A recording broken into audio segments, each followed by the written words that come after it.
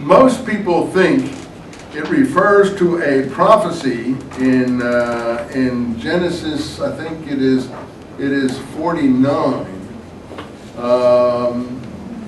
The prophecy has a name. I can't remember right off the head, but in any case, it refers to this prophecy which has to do with this huge messianic figure, and I think it's the Shiloh prophecy. That's what it is. The Shiloh prophecy. In fact, I think Brad Pitt and his girlfriend named their kid after this. The Shiloh prophecy. They recently had a kid, or they adopted a kid or something like that, and they named it Shiloh, I think. I think it's from the prophecy, because they knew that it's a messianic prophecy. Anyway, if you look at, I don't have my Bible with me, but if you look at the prophecies of Jacob to his children under the prophecy to Judah, you will find what is considered to be, because there's the word Shiloh in Hebrew is used in it, and it has something to do with this shoelace issue. So the intimation of this shoelace matter is somewhere in this material. I can't give you exactly where. Okay, Matthew 3:13, quickly. Then came Jesus from Galilee. And then John doesn't want to baptize him, but Jesus is supposed to be the one baptized. This is to fill the commands of all righteousness. And at that time, the heavens were opened, and the Spirit of God descended on him as a dove. And this is in all three Gospels. And the discussion between John and Jesus is only in Matthew. And a voice came out of heaven, "This is my beloved Son, in him I am well pleased."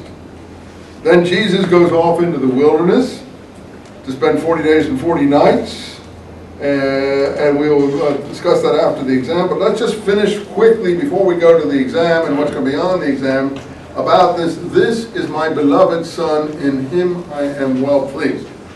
If you open to Hebrews, you'll find, I think, a different language here. The language that's repeated in several junctures in Hebrews, and I think you'll find it elsewhere if I can find it, is, "This is my beloved Son," or something to that effect. Oh no, here it is, chapter 1 of Hebrews. 1:5. For which of the angels has he at any time said, "You are my Son, today I have begotten you. I will be a father to him, and he shall be a son to me." "I shall be a father to him, and he shall be a son to me," is from Samuel, and the promises to David. I don't have the exact quote here. You'll find it in my New Testament code book. I'll be able to get it for you next time.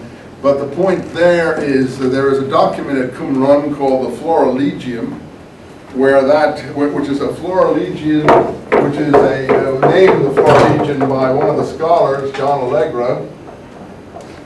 Florilegium means a bouquet, because it was a bouquet of promises to the seed of David. And in that Florilegium,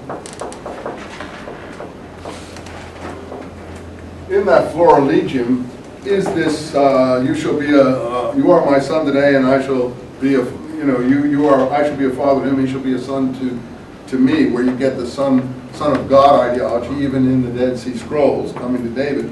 But the point is the first part of this. I don't know, you probably have a footnote somewhere in your Bibles. I don't have it, but where is that passage from? One of the Psalms. From Psalm 2:7. What is it? Psalm 2:7. Psalm 2:7. And the other one's from 2 Samuel 7:14. Yeah, 2 Samuel 7:14. 7:14. Now, it's really important to read. We don't have time to read Psalm 2:7. You got Psalm 2:7 there? No. We don't have time to read it, but you can look at it. And it's a very Zionist psalm in any case. But the point is that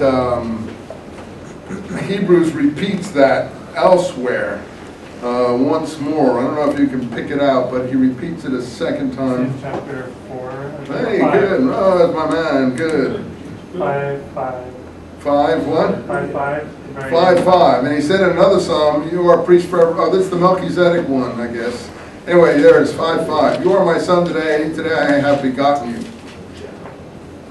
In the Hebrew gospel, called the Gospel of the Hebrews, as preserved by Jerome in the 5th century, there was supposed to be an Ebionite gospel, Ebionite being the name of the pro-James party in Palestine, the poor. There was supposed to be an Ebionite gospel, a gospel of the Nazarenes,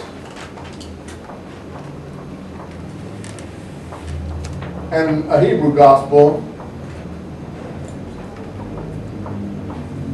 that early church fathers like Eusebius and Jerome and Origen knew about. And Jerome actually gives you the passage in the Hebrew gospel since disappeared. And in that passage it is, at this moment I have begotten you. Now why would one gospel have, at this moment I have begotten you, which is a direct quote from the Psalms, and another gospel have, in him I am well pleased? Because at this moment I have begotten you means something of what we call in this field adoptionist sonship. Adoptionist sonship. It means that when you went through all these processes, which I think is similar to what the scrolls would say, you become like a son unto God. You're not an actually begotten son unto God. So I think the only begotten son that the normative Gospels present here is the opposite point of view of the adoptionist sonship approach. And there were Gospels, I think, circulating in one way, and a Gospel circulating in the other way, obviously one disagreeing with the others. Why do I agree with the adoptionist one? Because it's similar to what's found in the Dead Sea Scrolls. It would be more acceptable in Palestine. And to say, in him I am well pleased, just fobs it off. Just throws out the idea that it occurred at that moment, that you become a son of God when you become perfectly righteous. It's based on, I think, wisdom. All the righteous, or Proverbs, I think it's wisdom, all the righteous ones are the sons of God. So it's when you become perfectly righteous, which is what the scrolls are up to, you are looked upon as a son of God. That, I think, is the Palestinian approach. Now there you go. Another important question. The baptism of Jesus at the hands of John the Baptist. You, the observer, have to decide which is the historical Jesus. Let us all agree Jesus was among the followers of John the Baptist. All the Gospels